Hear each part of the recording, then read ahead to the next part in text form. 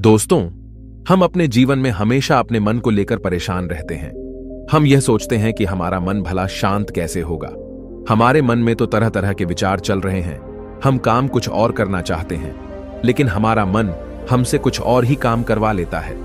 इससे पहले कि आप अपने मन को शांत करने का प्रयास करें, यह जानना जरूरी है कि मन का व्यवहार शांत होने वाला है ही नहीं। अगर मन शांत होने वाला हो सकता तो इस दुनिया में सभी के मन शांत हो गए होते और हर कोई अपना जीवन सुखी सुखी बिता रहा होता। फिर न तो कोई हंगामा होता और न ही किसी तरह की कोई तकलीफ। सभी का जीवन खुशी खुशी बीत रहा होता। फिर न तो आप और न ही मैं पैसे कमाने के पीछे भाग रहे होते। समस्या तो यह है कि हम ज्यादा से ज्यादा चीजें इकट्ठा करना चाहते हैं, क्योंकि हमें लगता है कि हमारे पास जितनी ज्यादा चीजें होंगी हम उतना ही सुखी रहेंगे। लेकिन वास्तविकता तो यही है कि बाहर की किसी भी चीज में कोई सुख नहीं है और न ही उनमें कोई दुख है। और यही कारण है कि जब हम किसी चीज के पीछे भाग रहे होते हैं, जब हम कोई चीज पाना चाहते हैं, तो उसे पाकर हमें पल भर के लिए खुशी तो मिलती है, लेकिन बाद में हम उस खुशी का एहसास नहीं कर पाते। वह खुशी दुख में परिवर्तित हो जाती है। और इसी प्रकार से हम एक चीज से दूसरी चीज, दूसरी से तीसरी चीज के पीछे लगातार भागते रहते हैं, क्योंकि हमें ऐसा ही लगता है कि यदि हम वह चीज पालेंगे तो हम सुखी हो जाएंगे। लेकिन वास्तविकता में वही सुख हमारे दुख का कारण बन जाता है, जिस कारण हमारा मन बेचैन रहने लगता है। हम उस चीज को पाने के लिए तरह तरह के उपाय करते हैं, जिस कारण हमारा मन और भी बेचैन होने लगता है। और यह बेचैनी धीरे धीरे चिंता का रूप ले लेती है और हमारा मन पूरी तरह से अशांत हो जाता है। हमें कुछ भी अच्छा नहीं लगता। हमें लगता है कि जो कुछ हमने मांगा था उसका उल्टा हो रहा है। सब कुछ हमारे विपरीत जा रहा है। और फिर हम अपने मन को शांत करने के लिए ध्यान करना शुरू करते हैं, क्योंकि एक ध्यान ही वह मार्ग है जो हमें ज्ञान की ओर ले जाता है। वह हमें यह बताता है कि बाहर किसी भी चीज में कोई सुख नहीं है और न ही दुख है। दुख और सुख तो हमारे मन का भ्रम है। यह हमारे मन की एक उपज है, जिसके लालच में हमारा मन हमें यहां वहां भगाता रहता है। जैसे कि महीनों से भूखे एक भिखारी को अगर एक सूखी रोटी भी मिल जाए तो वह उसके लिए सुख है, वह उसके लिए अमृत है। और ठीक उसी के विपरीत यदि किसी धनवान के घर पर 56 प्रकार के भोग भी बन जाए, तब भी वह उसे खाकर तो दुखी ही रहेगा। यह तो उनकी मनस्थिति पर निर्भर करता है। इसे और अच्छे से समझने के लिए आज की जो कहानी मैं आपको सुनाने जा रहा हूं, इस कहानी के माध्यम से आप यह समझ पाएंगे कि हमारे मन की स्थिति क्या है और हम इसे कैसे नियंत्रित कर सकते हैं। तो चलिए बिना किसी देरी के कहानी शुरू करते हैं। एक समय की बात है, एक गांव में एक युवक रहता था जिसका मन बहुत ही अशांत रहता था। वह हमेशा तनाव में रहता। वह अपने मन को शांत करना चाहता था, लेकिन उसे कोई भी उपाय नजर नहीं आ रहे थे। उसके जीवन में कई प्रकार के दुख थे, जिनके कारण वह हमेशा तकलीफ में रहता, तनाव में रहता। एक दिन उसे पता चला कि उसके गांव में एक बौद्ध भिक्षु आए हुए हैं, जो सभी को दुख और सुख पर उपदेश दे रहे हैं। वह युवक तुरंत ही घर से निकला और उनके आश्रम जा पहुंचा। वहां पर पहुंचने के बाद उस युवक ने देखा कि वह बौद्ध भिक्षु सभी गांव वालों को उपदेश दे रहे थे। बौद्ध भिक्षु कह रहे थे कि सभी के जीवन में कोई ना कोई सुख और दुख तो आता ही रहता है, जिस कारण हमारा मन बहुत अशांत रहता है। और एक अशांत मन इस दुनिया का कोई भी सुख नहीं ले सकता। फिर चाहे उसे पूरी दुनिया की धन दौलत ही क्यों न मिल जाए, वह उसे पाकर भी दुखी ही रहेगा। परंतु जिस व्यक्ति का मन शांत है, उसके पास चाहे कुछ भी हो या ना हो, वह हर छोटे पल का आनंद ले सकता है। वह हर पल को खुशी खुशी जी सकता है। इस दुनिया का और इस जीवन का परम सुख भी प्राप्त कर सकता है। इतना कहकर उन बौद्ध भिक्षु ने अपना प्रवचन समाप्त कर दिया और वापस आश्रम की ओर लौट गए। युवक भी उनके पीछे पीछे आश्रम पहुंच गया और इस युवक ने उन बौद्ध भिक्षु से कहा, हे गुरुवर, अभी कुछ देर पहले आप उपदेश दे रहे थे कि एक शांत मन हर पल का आनंद ले पाता है, हर पल को सुखी सुखी जी पाता है। लेकिन इस दुनिया में सभी के पास मन है और सभी के मन अशांत है, तो ऐसे में भला अपने जीवन को कोई सुखी सुखी कैसे जी सकता है। इस दुनिया में शांत मन किसी के पास नहीं। मेरे पास भी एक ही मन है और वह भी शांत नहीं है। गुरुवर, क्या आप बता सकते हैं कि मैं अपने इस मन को कैसे शांत करूं? तभी बौद्ध भिक्षु ने उस युवक को ध्यान के बारे में समझाया, ध्यान के फायदे बताए और उसे कहा, बेटा, ध्यान करने से हमारा मन शांत हो जाता है। हम विचारों के दलदल से बाहर आने लगते हैं और इस कारण हमारे जीवन में सुख उत्पन्न होने लगता है। यदि तुम भी अपने जीवन में सुखी होना चाहते हो, अपने मन के इन विचारों के दलदल से बाहर निकलना चाहते हो, तो तुम्हें ध्यान करना चाहिए।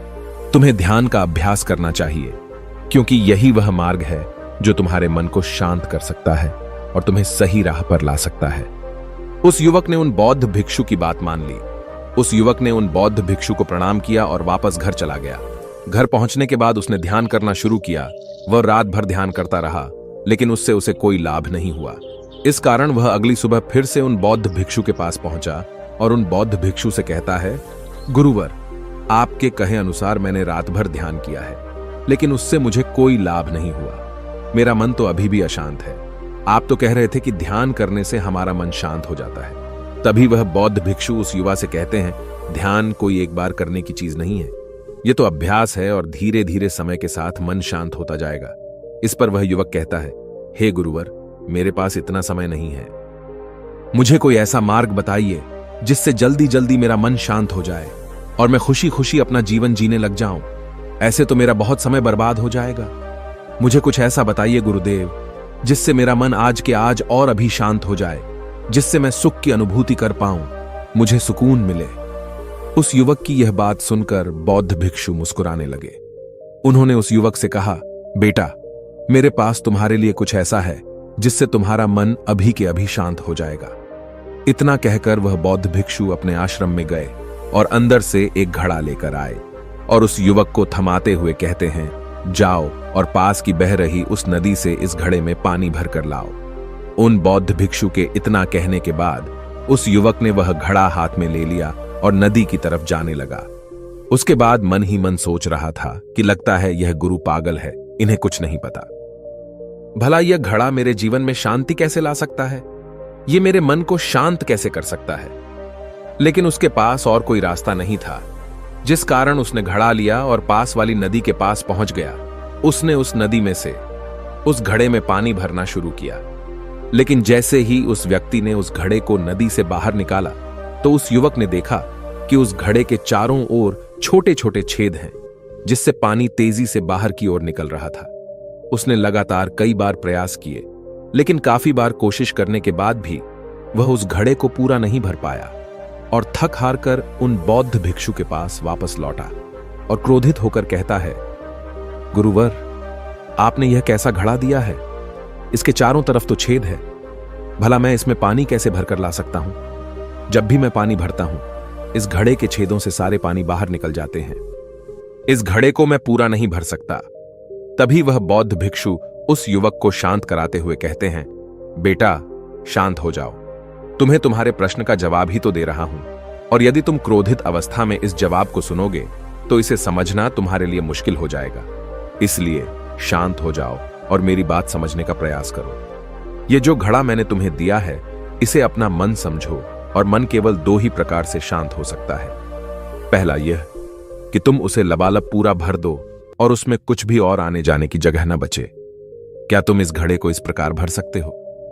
इस पर वह युवक कहता है, हे गुरुवर, मैं इस घड़े को लबालब नहीं भर सकता, क्योंकि जब भी मैं इसमें पानी भरता हूं, सारा पानी तो छेद से बाहर निकल जाता है। तभी वह बौद्ध भिक्षु उस युवक से कहते हैं, ठीक इसी तरह हम भी अपने मन को कभी नहीं भर सकते। हम जितना इसमें डालते जाएंगे, वह सब कुछ हमारे शरीर के द्वारा बाहर आता रहेगा। फिर चाहे वह क्रोध हो, प्रेम हो या फिर दया, हम जो भी अपने अंदर आने देते हैं, वही हमारे अंदर से बाहर भी आता है। और इसीलिए मैंने तुम्हें छेदों वाला घड़ा दिया, क्योंकि यह हमारी मन के जैसा ही है। और जब हम इस मन को बस भरना चाहते हैं, तब तुम अपना समय बेकार कर रहे हो। क्या तुम्हें एक पल के लिए भी ये नहीं सोचा कि इसी प्रकार तो तुम अपने मन को भरने में भी लगे हुए हो? क्या इससे तुम्हारा समय बर्बाद नहीं हो रहा? क्या इससे तुम्हारा जीवन बर्बाद नहीं हो रहा? क्योंकि जिस भी चीज से तुम अपने मन को भरोगे, वह तो बाहर निकल ही जाएगी। उस युवक को अपनी गलती का एहसास हुआ। वह तुरंत उन बौद्ध भिक्षु के चरणों में गिर गया और उन बौद्ध भिक्षु से कहता है, गुरुवर, आपने सच कहा। मैंने कभी भी इसके बारे में नहीं सोचा कि मैं अपना जीवन अपने आप ही बर्बाद कर रहा था। ठीक है, मैं तो इस बात से अनजान था, लेकिन आज आपने मेरी आंखें खोल दी। परंतु गुरुवर, अगर यह मन को पूरी तरह भरने का पहला तरीका मन को शांत नहीं कर सकता, तो मन को शांत करने का दूसरा तरीका कौन सा है? गुरुवर, मुस्कुराते हुए उस आदमी से कहते हैं, दूसरा तरीका है कि अपने मन को पूरी तरह खाली कर दो। इस पर वह व्यक्ति कहता है, गुरुवर, आप ही मुझे बताइए कि मैं अपने मन को खाली कैसे कर सकता हूं। तभी बौद्ध भिक्षु कहते हैं, बेटा, यह तो बहुत ही सरल है। बाहर का कूड़ा अपने भीतर मत जाने दो।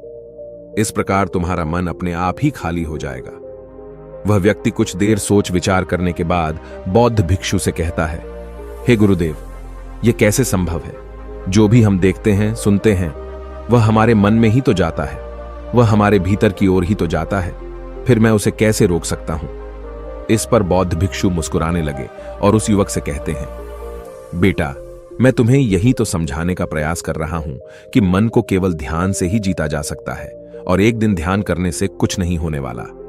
हमें इसके लिए समय देना होगा, हमें इसके लिए धैर्य रखना होगा, इसका निरंतर अभ्यास करना होगा। आगे बौद्ध भिक्षु उस युवा से कहते हैं, बेटा, क्या तुम्हें प्यास लगी है?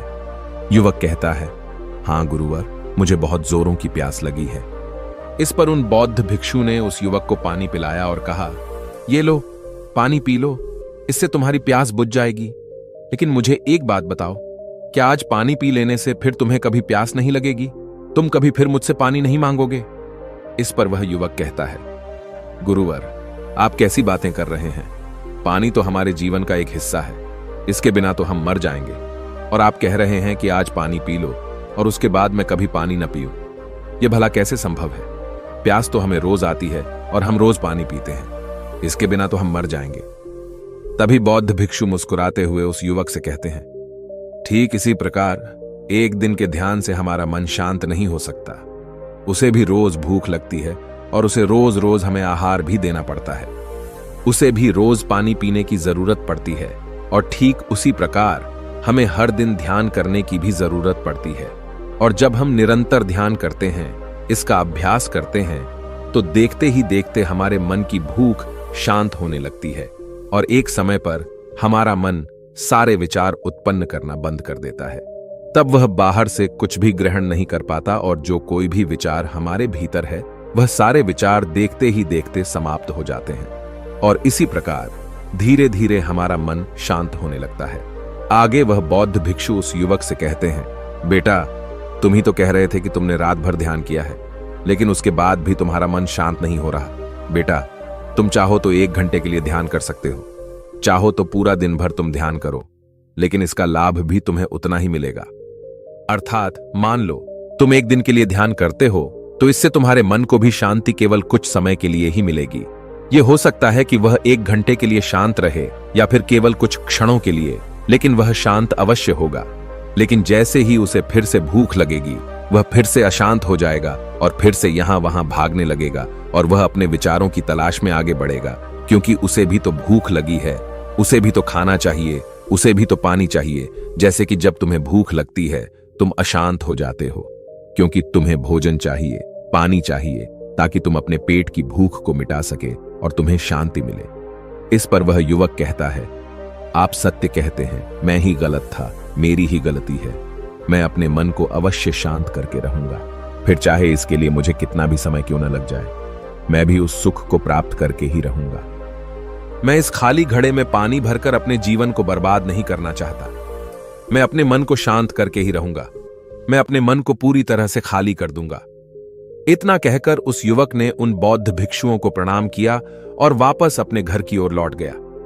दोस्तों, हम लोगों के जीवन में भी कई प्रकार की समस्याएं हैं और हम उन समस्याओं का समाधान करना चाहते हैं, और अंत में हमें जो मार्ग मिलता है वह ध्यान है। हम ध्यान तो करना चाहते हैं, लेकिन हम उसके परिणाम को तुरंत पाना चाहते हैं। जब हम शुरू शुरू में ध्यान करते हैं तो हमें उसका कुछ भी लाभ नहीं मिलता और हमें लगता है कि यह व्यर्थ है, इससे हमें कोई भी फायदा नहीं होने वाला, क्योंकि हमें तो सब कुछ जल्दी जल्दी चाहिए। लेकिन वास्तविकता तो यही है कि ध्यान सब्र और समय मांगता है और साथ ही उसे शांति भी चाहिए। परंतु हम इतने अशांत हैं कि हमारे भीतर ये तीनों चीजें नहीं हैं। इसीलिए अपने भीतर धैर्य पैदा करें। जब आपके भीतर धैर्य पैदा होगा, तभी आप सब्र, समय और शांति के महत्व को समझ पाएंगे, और फिर आपका समय चाहे कैसा भी क्यों न चल रहा हो, आप हर समय खुश रहना सीख जाएंगे। अगर आपका मन अशांत है तो यह किसी और के हाथों में नहीं है कि वह आपके मन को शांत कर सके। यह तो आपके हाथों में है कि आप अपने मन को किस प्रकार और कितनी देर तक के लिए शांत कर सकते हैं। दोस्तों, आपने आज के इस वीडियो से क्या सीखा वह मुझे आप कमेंट में बता सकते हैं। इसी के साथ में उम्मीद है कि आपको आज की वीडियो पसंद आई होगी, तो इस वीडियो को उस इंसान को शेयर करें और उसी के ठीक बाद चैनल को सब्सक्राइब करें। तो चलिए फिर मिलते हैं ऐसी एक और नई वीडियो में। तब तक के लिए अपना ख्याल रखें। धन्यवाद और नमो बुद्धाय।